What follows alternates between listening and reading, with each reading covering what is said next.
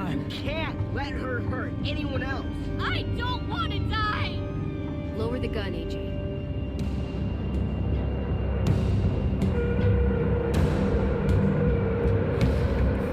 Okay.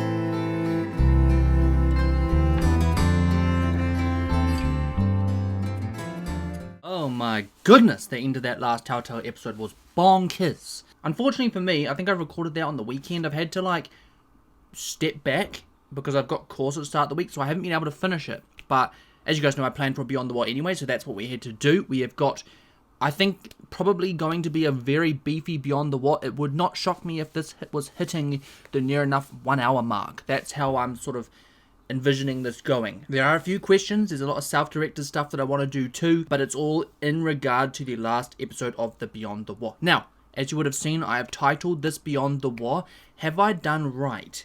By Lee and Clem, and that is because a lot of the debate surrounding the last episode was to do with my decision making, especially towards the end. Yeah, it sparked a debate in itself, and even in myself it sparked a debate too. Like as you guys saw in the episode, I was literally sitting there saying to myself, I don't know if I've done right by Clem. I don't know if I've done right. I don't know if I made the right choice. I don't know. Like the ending of that episode felt very like a slap in the face. Like I've been trying so hard to do this one thing and maybe I haven't been thinking about everything else or anyone else. So yeah, that brings me to like the general topic, and that is like raising AJ. Now I'm gonna start chatting before I get into any questions because I think there's a lot to get off the dome. You know, we didn't do an outro to the last episode because my camera died, so that was the perfect opportunity for us to really express ourselves in this Beyond the War and get out everything possible. If you guys haven't seen the last episode, definitely watch before this because basically I'm going to be spoiling the majority of the big decisions I made. And just a little quick thing before we start, guys. This could be the last Beyond the War for Telltale. I only just started thinking about that. This could be the very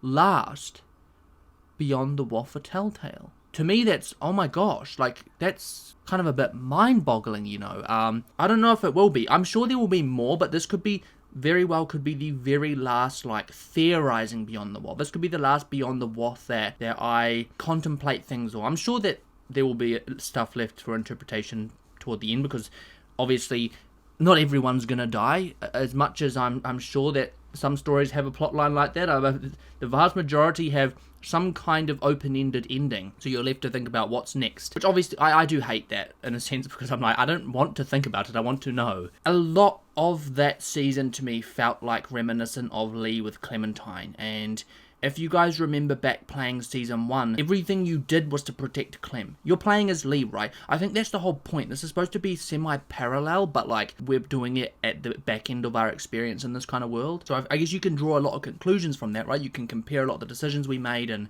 as Lee, like everything you did was for Clem. You were protecting Clementine. I would be shocked if a lot of people in the first few seasons weren't making decisions to protect her. Weren't being overly cautious, you know, weren't all these kinds of things. Like, I know that there's some kind of bias to think that, oh, she's going to survive because she's one of the main characters. Like, I know that's kind of annoying because that's like, with games like this, like, yeah, there's a level of decision making in your hands, but there's also a lot of stuff that you think, well, there's a lot of protective feeling around certain characters because you're like, well, there's a whole game to play. Yeah, so, I get that, but like, I would be surprised if a lot of people weren't making decisions to protect Clementine. I mean, I know you were. I was. Not to say that I'm like the average or stereotypical player, but I think the whole purpose of season 1 was the whole purpose of Lee's arc was to raise and protect Clem. That's why we're getting these parallels. That's why we're seeing Lee, because Clementine is now going through that same struggle. Trying to raise someone in a world like this is brutal. You know, it's very, very difficult. You can't bubble wrap them completely, especially when you're out there and you're not in a group, and there's so many factors behind that, guys, as we've seen in the show and the game. It's a very, very fine line. You can under bubble wrap them and you can over bubble wrap them. You over bubble wrap them, they're going to die because they're not prepared. You under bubble wrap them, they're going to die because you've thrown them out into the deep end and they haven't been capable. Do you know what I mean? So there's a very, very fine line to balance. All the decisions are very, very difficult, but yeah, so anyway, talking about my experience here, like I felt like throughout this entire season, every single choice I made was for AJ. You can see it throughout the whole bloody thing. Bar mistakes that I made by pushing the wrong button, which you guys would have seen, like, oh crap, like, I didn't mean to push that. Pretty much everything I picked, I was like, well, I don't know if I feel comfortable with AJ doing that, or I don't want AJ this, or I don't want AJ that, or, like, you know, you guys would have seen it, like, very, very, like, overprotective parent kind of vibes, right? And that leads that's throughout the whole thing. That's throughout everything. Like, and the crazy part as well is, like, yes, I've built connections with other characters, and yes, I've changed a lot, and yes, I've now made a family. But when it ultimately came down to the very nitty gritty of it, I was picking to protect AJ over protecting everyone else. Which, like, it's crazy when you think about it, right? Like, I've just made all these relationships and connections, and maybe, let's use the example of AJ attacking that lady in the cell. Maybe that would have had a better outcome. But my brain goes, AJ is currently in a position where no one is directly threatening him. He goes to try and attack this lady, he puts himself in direct target, right, to be attacked. And we can't say that they wouldn't attack him. I saw AJ literally get kicked straight in the chest or the face in this last episode. It's not like they have a protective barrier, oh my god, he's a child. Like, no, that's not even remotely the case. In fact, they literally had a whole arc about how Minnie killed her twin. And she was a kid too. Okay, that they have no issue with that. We can't say they have an issue with that, guys. In fact, I even saw another guy, like, pistol whip AJ, I swear. Like, like, they don't care. Why didn't I let AJ attack her when she was going to cut off Violet's finger? Because she was only going to cut off Violet's finger. That sounds brutal. I'm telling you now, that sounds brutal. Look, the worst we saw was someone's tongue being cut out. Yes, admittedly, I didn't know how far that was going to go, for sure. I didn't know, but there's a reason they were imprisoning us. They needed people. The more they get rid of, the more worthless this whole mission has been for them. In my eyes, I'm thinking, well, the known right now is that Violet's going to lose a finger.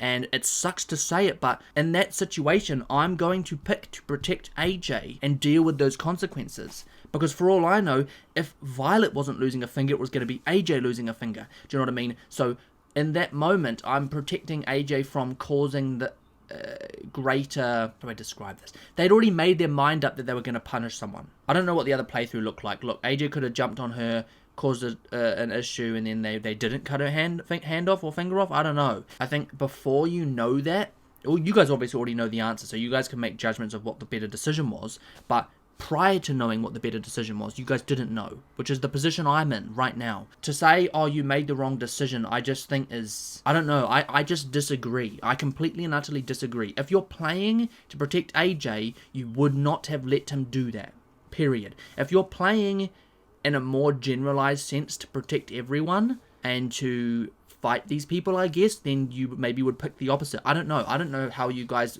envisioned your own playthroughs, but for me it was protect AJ at all costs, which is what Lee taught me, which is what I did from season 1 and which I've been doing all season. Also, I don't know if you guys noticed, but in that same episode, I was going around, I wasn't killing people, I was going around kicking them in the shin or like, and then knocking them out and doing those kinds of things. I wasn't killing them. Why do you think that is? It wasn't per se because I just didn't want to kill them. Like, in that moment, I'm thinking the safest thing to do would be to kill them, right? The whole entire season, we've got this arc of, are we showing AJ too much? Is he becoming too cold, too blunt? Is he doing things because he's being told to rather than because that's how he feels? I'm going around trying to set an example, and I've said it before in previous episodes, is it is exhausting trying to play this and set an example for a child. It is so exhausting because every little decision you make, there's a whole nother bias in your brain going,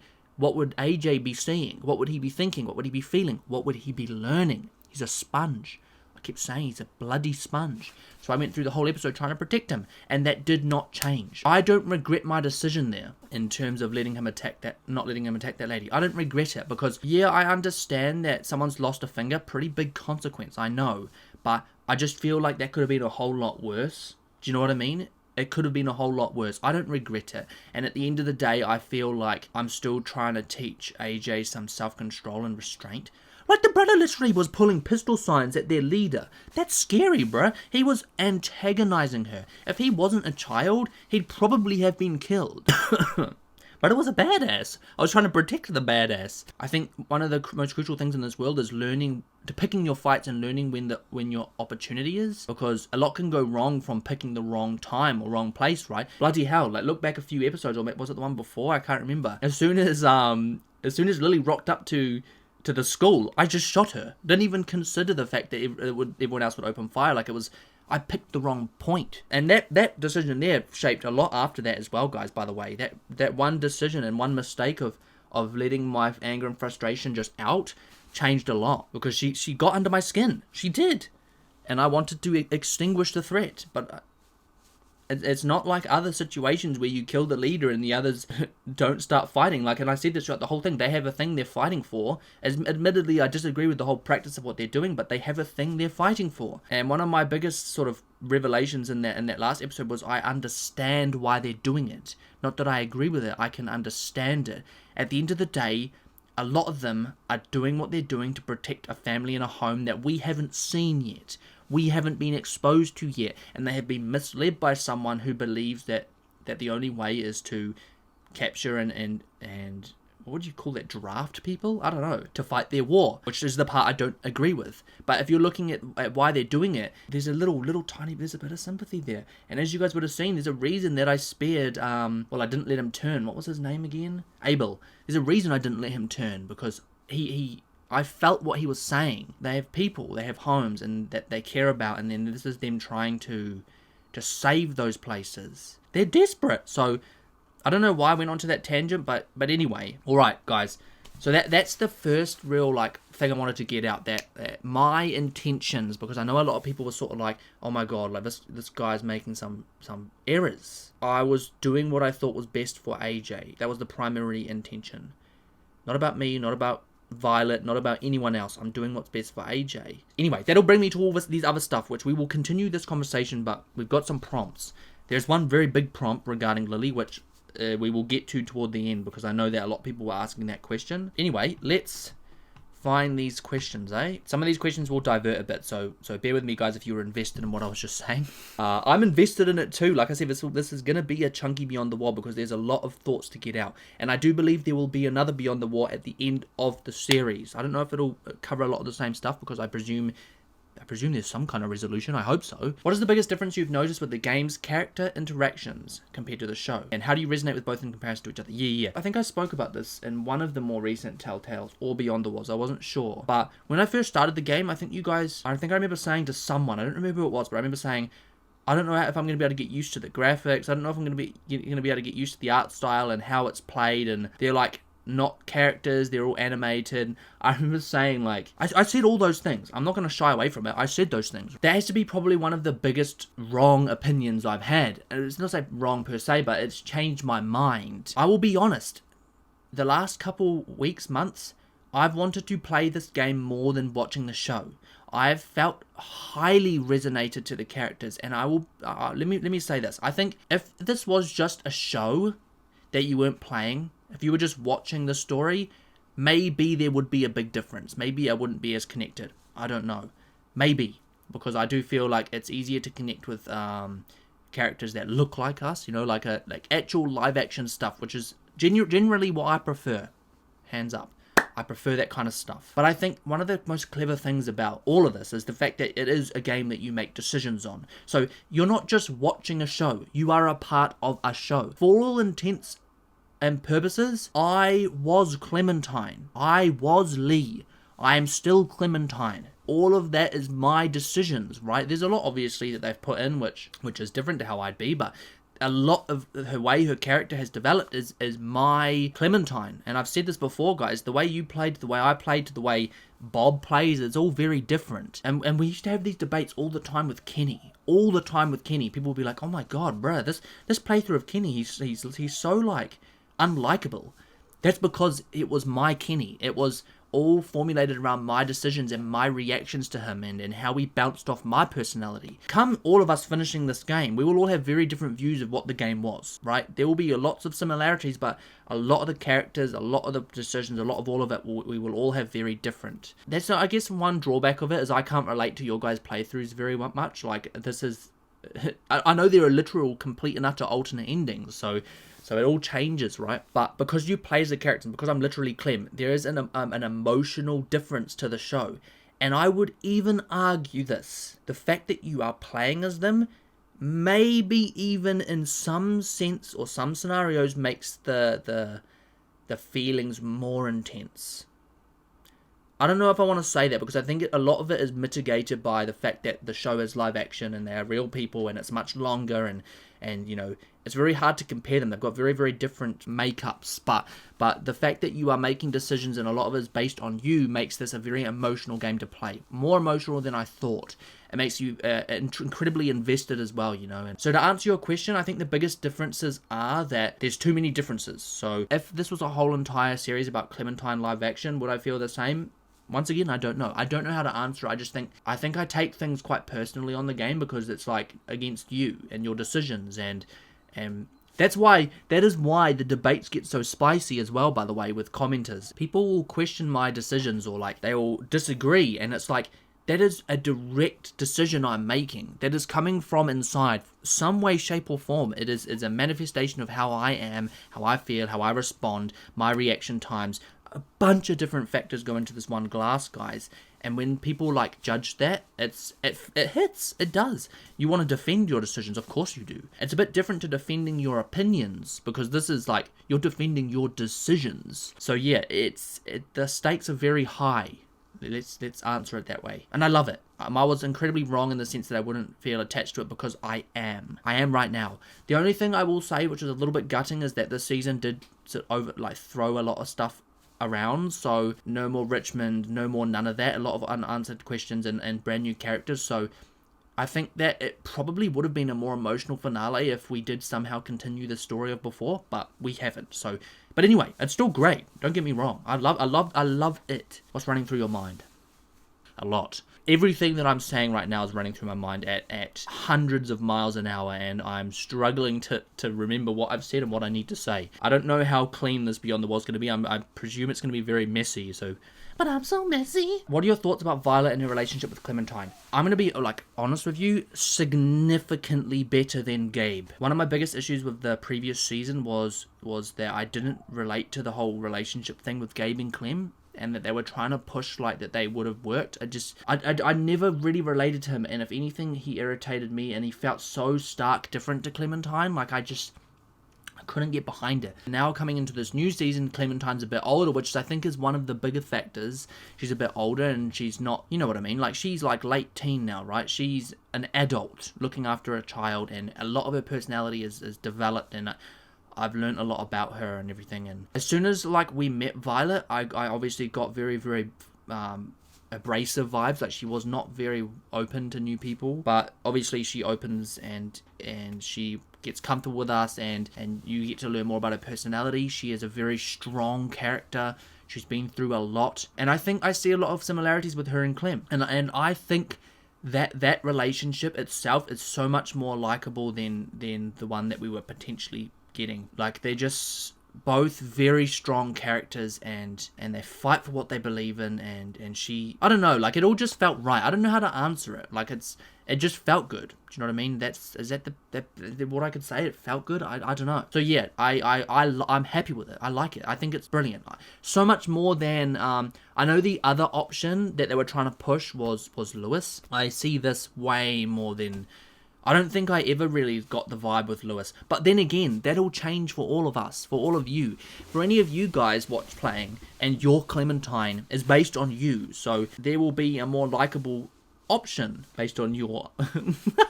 It really is. It is based on what you think. So I can understand it, but I just never really saw him with Lewis. He didn't really match my... I don't know how to describe it. He's a great guy. I'm sure he's a fantastic friend, right? But I never really saw him more than that. Unless the final episode takes the cake, what has been your favourite episode through the journey of the past year? Wait, are you talking across the whole of Telltale? I don't know, I'm struggling. It's all blurred together to me. I'm struggling to remember which episodes were which, because I obviously played them in parts. I don't even know how to answer that. It all just feels one massive episode to me. I could probably answer what my favourite season is. I don't think I can pick a favourite season between this one and the last one. They're very, very close. The last one I loved because of the unknown around Clementine, because you're not playing as her.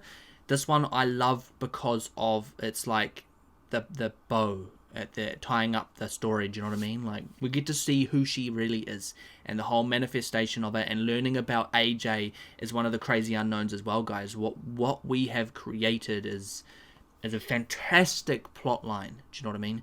So yeah, I don't know how to answer. Is AJ the best adapted kid in the apocalypse you've seen?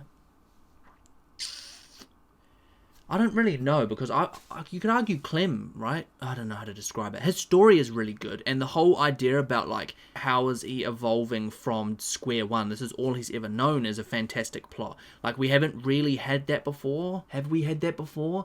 Every other character was kind of already around when the apocalypse started. There's a lot of development already sort of phased into them, that, like, they weren't just learning from scratch. But I think it would be a toss-up, obviously, between Carl, AJ, and Clementine, right?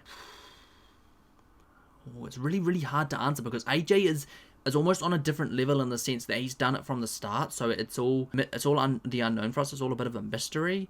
I don't think I can answer that, eh? All of them are fantastic. Like, they're all brilliant characters in the universe, because I could argue that obviously AJ and Clementine haven't exited, so like Carl had the best back end to his story, like it was phenomenal, but then we haven't seen that with other characters, right? AJ has had the best evolution from day one of the apocalypse, but you know what, maybe I wouldn't say AJ, because we actually missed a lot of that stuff. We missed a lot of it. They time jumped it. I think the question would be, who is it between Clem and Carl? And I don't think I could pick. I don't think I can pick, because if I pick one, I'm thinking, oh, but I pick the other one, I'm thinking, oh, but I don't think I could pick, you know. He's up there though. He is one of the best, not just children, I think he's one of the best characters in the entire universe. Same as Clem, same as AJ, Carl. Like, it's not even just about the kid side of it. Like, they're all fantastically written. Do you think James changed your perspective on anything he was preaching, and do you think he was a good addition to the whole Whisperer story? Did he change how I was thinking? Not really. Unfortunately, I've been around the world a long time, so I don't know when everyone else played the game. I don't know if anyone played it at the very start of their The Walking Dead journey. That would have been very interesting, because maybe it would have changed. I don't know, but I've been around this stuff enough to know that the safest thing to do is to kill them, right? They were people. I don't think they are people. This is going to sound really weird, but in my eyes, it would be like, they're like almost like puppets. They're being controlled by parasites or something. Like, they're just a vessel at that point, right? They're not there. And if they were there, like, they're not thinking anything. Like, they're literally so decayed and so messed up. Nah, like, I know it was a big part of the story, but he didn't change my opinion. The only thing that may have slightly changed is how I act around walkers, around someone that does feel like that. Maybe that's it. There were times when I thought, like, when I was around him, like, every time I was killing them, I was like, shit, this is almost like a little bit disrespectful to the way someone's beliefs, you know. If you don't have to, why? Around them. But I still don't agree with it, but maybe that's their consequence to deal with at the end of the day. If I'm with AJ and there's a reason why they have to go, then I will kill them. As you know, right from the start, when we found those bodies in that house, instant reaction, no, they have to die. We have to make sure that all exits, all loose ends are tied. If we don't, that could be our demise. At the end of the day, though, I do think he was a good addition to the Whisperer story, because it's kind of preaching the same thing, that, like, they're not all bad, and there's a lot of good there, and we do need to be careful with how we judge people that come from that kind of place. And I compared him a lot to Gamma, and I compare him a lot to Lydia, and I do think that it just adds again to that idea of that it is really a pack, and it's pack mentality, and there's an alpha. I mean, it's a bloody name. So yeah, like, they're misguided, and they feel trapped. They're not all they don't all believe what they're doing. Look at it that way. But maybe the only choice they feel they have for survival. Sometimes you got to think about other characters that we've seen before, and a lot of, you know what, let's compare it to the Saviors. A lot of the people that were following Negan, they probably didn't agree with it either. They look back on it, they will probably hate that part of their lives, but at the end of the day, that felt like the only way to survive, right? So we've just got to be very careful. I think that's one of the things that James also changed about the way I think too, is because he only adds to that belief of mine. Yeah. So we've done that one. Okay, we're getting to the juicy part now. This is the stuff right near the back end, and this is the stuff that the reason I've titled this episode what I have. Do I think I've done right by Clem and Lee? of earlier seasons. Let's start, who do we start with? Let's start with Ghost, because I think he has sort of not answered it, asked it, but he's asked stuff surrounding it. So, do you think James was right, that if AJ killed again, he wouldn't be able to come back from it? Or was James actually the one wrong, and AJ would have been strong enough to come back from it? That's a really hard one to answer, because the whole idea of the series is you see AJ developing in a way which is potentially not great. There are things that you're worried about, there are things you're not sure about, and I think one of the biggest sort of moments was when he killed Marlon, because you're sort of sitting there thinking like, wow, okay, what have I taught him? What have I done? Because there was no immediate threat right there. There was the previous threat, and he acted upon it because of a way he felt a character was. A decision he felt like was necessary. The decision which I ultimately didn't agree with, right? I think you're sort of, from the start, put in a position where you realize that AJ is sort of soaking up bits of information and sort of molding into a character that may do things more bluntly, may do things more immorally. You've got to really think about, are you raising him to have a moral compass? Are you raising him to think in a good way, or are you raising him to just mimic the things you're saying but not really know what they mean, or not really say them from deep down? Do you know what I mean? Saying them just because you're saying them. So I do believe that a lot of the season AJ is sort of leaning towards a slope, and that slope is getting closer and closer and closer. And the sad thing is as viewers, you will never know in the moment how close he is to that slope. You will just know that it's there. You know there's a possibility that he will end up in a way that you can't save, in a way you can't bring back, or you've developed him there. So bear in mind, his whole childhood, the most crucial years of development have been around these decisions. So a lot of people believe that that's the most crucial, and some of the most long-lasting development happens like between 5 years old and earlier. You know, it is like stepping on glass. You've got to be incredibly careful. So do I think James was right? We will never know. We will never know now, because I chose to not risk it. And that brings me all the way to this whole decision. Some of the biggest criticisms about my final playthrough was that I didn't let AJ shoot Lily. Now, Ghost Plasma has brought me straight to my point. So in recognizing that, you recognize yourself that there was a slope there. There was a point potentially that AJ could cross and he couldn't come back from. Okay, you have recognized that that was a possibility. In fact, you've probably recognized that that was there. It's there for everyone, right? Everyone has that line. The difference between choosing to let him shoot and choosing to not let him shoot all comes down to which risk you're willing to take. Are you willing to take the risk that he has been raised in a way where he can come back from this, or are you going to take the risk of potentially damaging him beyond repair? That is the risk you have to make. You can't tell me that in picking the opposite decision that is not something you're considering, because you are. That's the whole point of this season, is are we pushing him to a point we can't bring him back from? I, as a player, refuse to take that risk. As much as I believe he is the strongest little character that we've probably ever seen in The Walking Dead, because he has been raised from scratch here, because I genuinely feel like Clem will have done right by raising him, all these things, I do believe there was a very good chance that he would have been able to shoot Lily but come back from it. I do believe that. I didn't make the decision thinking it wasn't going to happen. I didn't make the decision going, if I let him shoot, he definitely wasn't going to come back. I made the decision going, if I let him shoot, there's a chance he won't come back, and I refuse to let him take that chance. That's literally it. That is why I did what I did. And as I've said it in the video, and I'll say it again, if I was holding the gun, I would have shot. It has got nothing to do with the fact that I have forgiven her. No way. As I said in the reaction, there are things you can do which you don't come back from, and she has done those things. No person goes and cuts out someone's tongue, and the reasoning behind it as well, it wasn't even like not that there is a legitimate reason for doing that, but there wasn't even a legitimate reason. It was because he was speaking too much. That is sadism. That is literally power tripped, and you are doing it for the sake of doing it because he irritates you. Like, there's no coming back from doing something like that. That is a very easy way to get a final judgment from me, which was the final judgment, by the way. Obviously, seeing her come back, there are a lot of unknowns, because you're like, wow, she killed way back. Was it Luke? I can't remember who she killed. She killed someone way back, and she stole the van, and then we saw her again, and We find out she's a part of a community, and we're like, oh, okay, there's a bit of unknown here. We haven't seen her in like a long time. Damn, how do I feel? The nail in the coffin was the tongue. Yeah, like I said, if I was in the position, I would have shot. It is purely because AJ was that I didn't.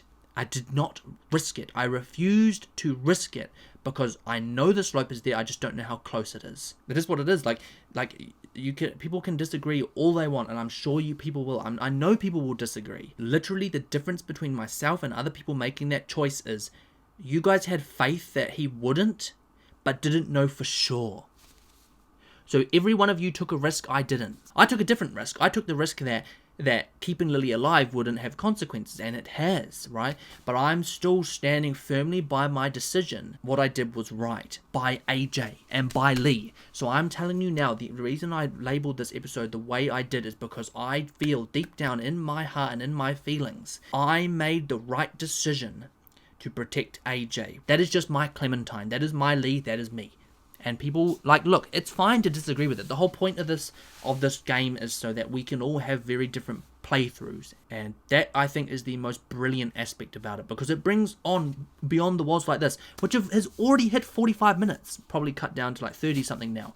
That's insane. Yeah, I stand by it, man. I do. I think I just took no risk in regard to AJ. Maybe it's a completely different risk. I think there were a lot of things that I was a bit like, oh, really? Like, I think I said it in the episode, like, are you telling me no one was watching her while I was talking to AJ? Or James was talking to AJ? Everyone was just like... Because, obviously, she managed to get up and shank the guy. So, like, damn. Like, that was a bit that shocked me. I didn't expect that kind of response. I kind of expected her to just be alive and then the bomb to go off, and like then maybe she disappears, maybe there's a bit of an unknown, right? She is very, very injured. The way I envisioned that whole playthrough going, the way I would have wanted it would have been for Clem to have gotten up, taken the gun off AJ and shot Lily herself, and not let AJ watch or be a part of it. And you know what, I actually had this vision, Clementine telling everyone to sort of get off the boat, get to shore, and then her killing Lily and leaving, and telling everyone, basically, telling AJ especially, she was mortally injured and I just left. I said my piece and I left. So she's very likely not to be alive, but I didn't kill her. Really plant that in AJ's mind that there is a decision that can be made that doesn't mean getting blood on your hands, right? That's the way I envisioned it. But obviously her doing it anyway, because at the end of the day, I do believe that Clementine has crossed a line. Here's another very interesting point. Has Clementine crossed a line? Is she beyond coming back? I will tell you right now, I believe Clementine has crossed a line she can't come back from. At least in my playthrough, because she has had to be cold to protect people. And we've seen that, guys. Oh my days. Look at the show, look at other characters, look at Kenny, look at every sort of figure that's a bit older, that had people to look after. Think about the decisions they had to make in order to protect the people they're looking after. Rick Grimes, Kenny, all these characters, right, have done bad things, and they have crossed lines that they will not be able to come back from in the sense mentally, right? And in regard to other characters too, and characters, how they feel about them. You know, they've made some very, very, very dark decisions for what they believe was the right reason in their mind. And I think Clementine's done that too. And I think she's just trying to protect AJ from having to make those choices at literally like 8 years old. So I do believe he would have been strong enough to come back. Okay, guys, I will get that out there. That is my belief. I think if you had let him shoot her, I trust that Clementine's raised him in a way and he's developed, that he would have been able to come back from it. But I don't know for sure, which is why I chose not to let him do it.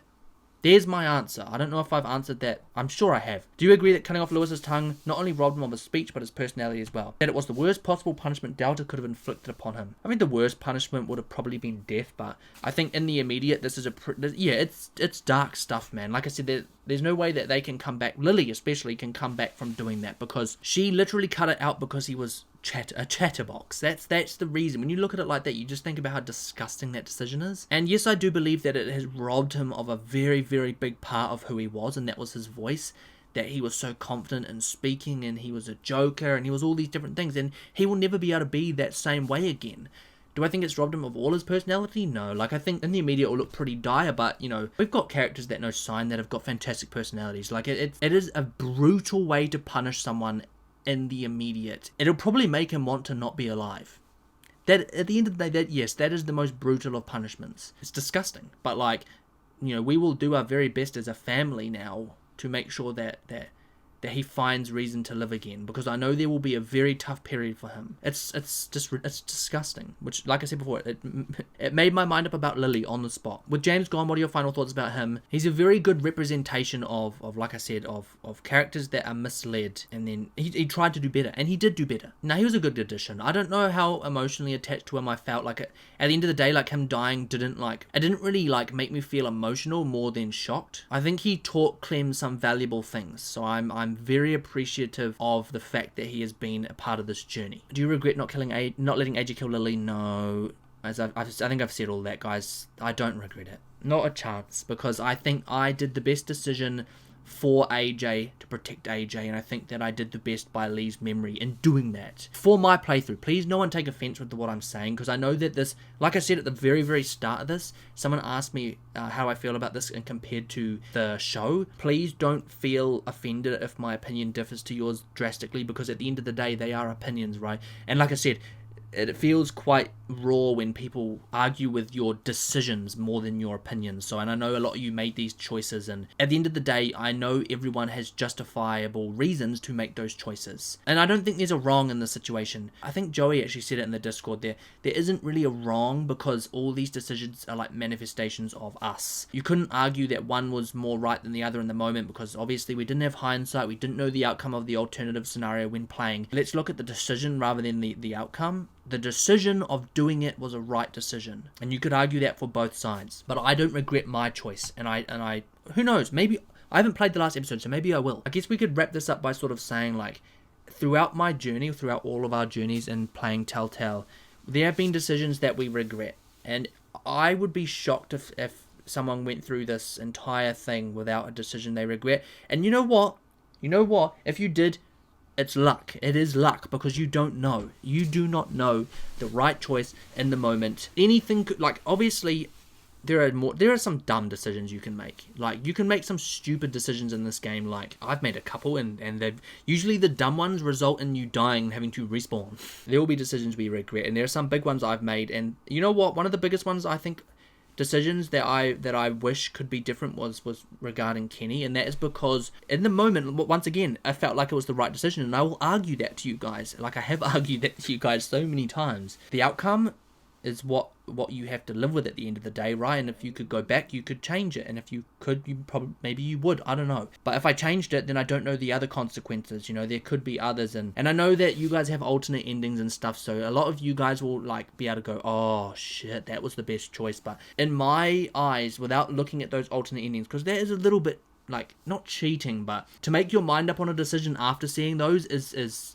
like, your opinion no longer has any, what do I describe it as? Like, your opinion would not match someone who hasn't seen those. So it's almost like a different discussion at that point. The beauty of this game is you live with those things. Maybe on another playthrough, Violet would have all her fingers. I don't know. We have almost been recording for the same amount of time as if I was to record a The Walking Dead episode.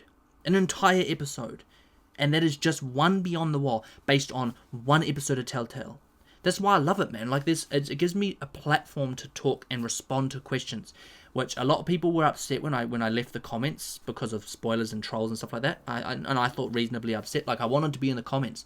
A lot of you probably haven't been around since the start, but I used to be in the comments, like, oh my days. Every single comment got a long, lengthy reply. And I'm talking like Beyond the Wall level answers in comments. But yeah. Anyway, so to wrap this all up, guys, we are going into the final episode of Telltale. That means the last episode of Clementine's story. Now, a lot of people have been asking whether I'll do it in one. Yes, we will be playing it all in one. That is the intention. As long as my camera doesn't die. I've tested today whether I can record with the charger plugged in. So we may have already figured out the solution for that, and then we will play the entire thing, and then what my gut's telling me is there's going to be a couple of Beyond the Walls after that about questions about the series and like wrap-up questions. They won't be like this Beyond the Wall. This will be the last Beyond the Wall where I really talk deeply about things. There could be some in the next one. There may be some cliffhangers and some potential things going on. But I think this is the most beefy Beyond the Wall that we will get in Telltale. And it has been a journey, guys. There have been 34 Beyond the Walls total. That includes the Walking Dead ones. So let's just assume we've had like half of that as being Telltale, maybe. maybe a bit less. There's a lot of talking, probably hours and hours and hours of talking about Beyond the Telltale. Anyway, I don't know why I went to go do that. So, the last episode, guys, we are going to a bit of an unknown because the bomb has gone off. Mitch's masterpiece has ignited, and Clementine has been thrown against the wall. I don't really know where this goes. AJ was pretty close to the explosion. Well, everyone was close to the explosion. We know that James is already dead, so he didn't get to see Mitch's masterpiece, unfortunately. Try not to laugh. And Lily, God knows, I'm surprised that she didn't bleed out, Like, that blade went straight into her thigh and was kicked around, like, twisted around.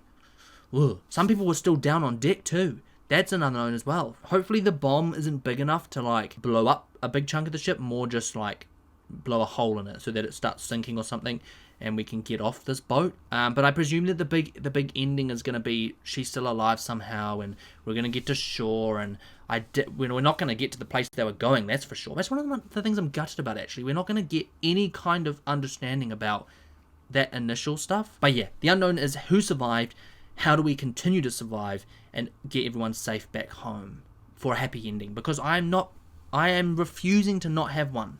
There is no way that I go through all of this and there's some shitty, sad, unhappy ending. Anyway, guys, I'm going to wrap this Beyond the WOH here. It is now exactly an hour long. It'll probably end up being edited about 40 minutes.